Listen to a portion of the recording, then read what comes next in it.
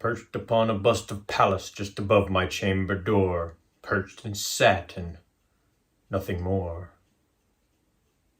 This, ladies and gentlemen, perched on the bust of Pallas just above my cabinet right here. That's our piebald ball python, or a pied ball python, P-I-E-D or P-I-E-B-A-L-D, like you're ball-headed, piebald. We're going to talk about a little bit about it, but first let me get her down before she either falls or destroys something. All right, she's down safely now, and I got to be real careful because all my snakes have eaten recently, and they're getting into the poop phase, as I like to call it, when they're going to start pooping, and a few have already done so. She hasn't, though, and so I don't want her to poop all over me, especially with the new cool sweatshirt. Look at this logo right here. That looks really nice. Really enjoying it. Yeah, I'm a little paranoid about the pooping part, but this is a pied. Now, I've been thinking about this as we did the first few videos. Someone mentioned this, friend of mine, and I was thinking the exact same thing right before he mentioned it to me anyway, and that is, I've been speaking in snake lingo a few times about some of the genetics of these snakes. Remember, rip it, roll it, and punch it! It's like he's trying to speak to me, I know it! Because a lot of the videos I've been watching have been from breeders, and they're talking about the hatchlings and all the different genes. And so I sort of have just naturally been saying all of these different genes that I'm familiar with. And so it can be very confusing if you're not. I know for the newer stuff, I've had to try to learn and figure out what all the different combinations mean and what the little nicknames mean. And what's it look like in there? It seems to run on some form of electricity. Well, you're not wrong. Which things are recessive or dominant as far as your genetics. So we're going to start simple for those of you who are not snake people necessarily, but you're kind of interested and you find it interesting to learn about them.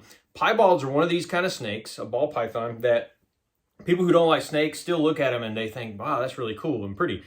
This one is a low white ball python, meaning it doesn't have a huge section of white. Some of these, it can be almost all the way white. It could be almost no white at all. And some are every pattern in between. So you can see this one has a little bit down towards the tail. You can see on the edge right here on her side, she's got some. And so she's considered a low white ball python, piebald. And right over here, if you can see it, right there, she's got a little bit more white going up the side there, just a little bit. But her stomach's also very white, and they have this pattern here. So you can tell if she were to have babies and they're all pieds, then they could be some with lots and lots of white, some with very low white, and everything in between of that, and everything in between. So what I want to let you know, though, is when we talk about a piebald snake like this, you got to go back to your basic genetics, which is dominant and recessive. This is one of the most popular recessive traits of ball pythons. And what that means is a parent can look completely like a normal ball python, the mom and the dad both, but they could both be carriers of this gene. But in order for a snake to look like this, it has to get a copy of the piebald gene from mom and from dad. If it gets only one from one and a normal gene for the other, it's going to be a carrier and look normal, but it won't be a piebald like this. So it has to get both those. If you think the little Punnett square you learned in high school, and you do the little cross on it, and you have 4 spaces, you have big A, which is normal, little a, which is piebald. You got to get a little a and a little a, and you get one from each parent. So I'll kind of see if I can find a little drawing or something of that. Big A, little a over here, big A, little a over here. That means both parents are normal, but they carry the gene. And then over here, if you combine those, you can get a big A, big A, big A, little a, big A, little a, and a little a, little a. That 1 in 4 chance of actually getting a piebald from 2 normal parents who carry the gene. But that can go way up, because if you have a piebald mom and a normal dad that carries the gene, then your chances go up quite a bit. If you do that Punnett square as a big A, little a, little a, little a, then you start getting like 50% chance of pieds.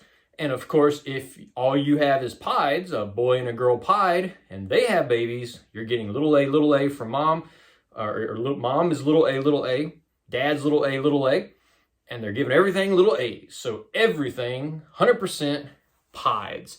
That's the way it works. So it's very simple, basic genetics when it comes to recessive genes. And this is a recessive gene for snakes, piebald, one of the most popular. You can get lots of other genes mixed in with this.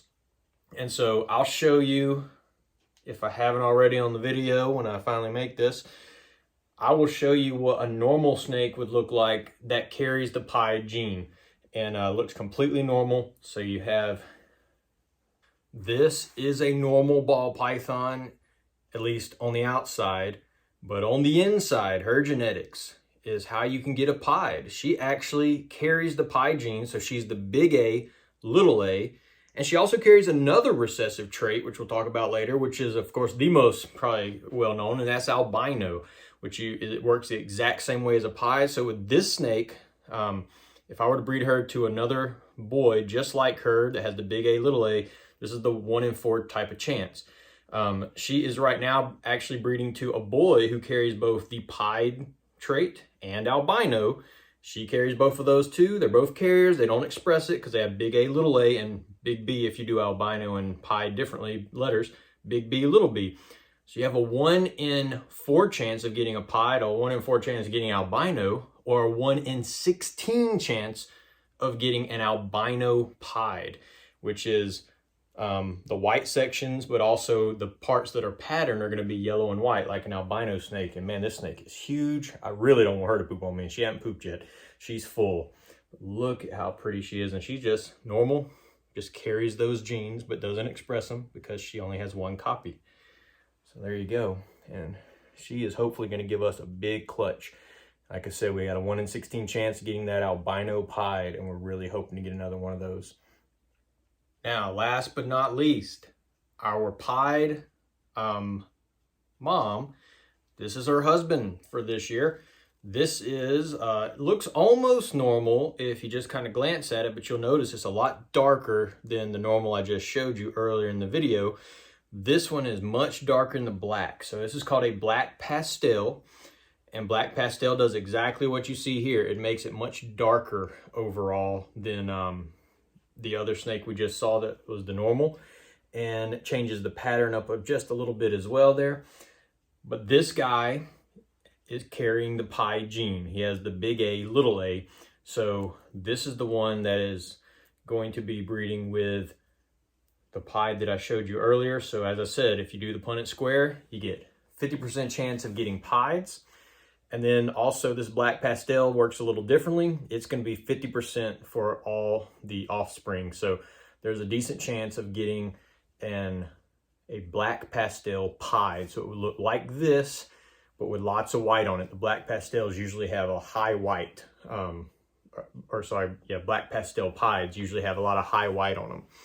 So beautiful, beautiful snake, even just like this, the black pastels. But you can add this to all kinds of different genetic combos, and it really makes some interesting differences when you combine it with different stuff. There's the haunted clock. So we're going to go ahead and put him up for now and get everybody back in their cages. That is a little bit about the piebald or pied gene in ball pythons, an awesome recessive that you can add all kinds of different things to it and really make some amazing, amazing snakes. And I'll show you some other pieds at another video. We've already shown you one of our new boys that we picked up, but he's in shed right now. So his white actually looks pink because he's going to be shedding his skin probably in the next 3 or 4 days. So we're leaving him alone for now, but very pretty guy right here. And if you guys like this video, click the like button, subscribe, share it with your friends, learn a little bit of science there with genetics. And also, once again, look at that cool, awesome logo on the sweatshirt. Loving how that turned out. We'll catch you guys later. Hope you have a great day. Bye-bye.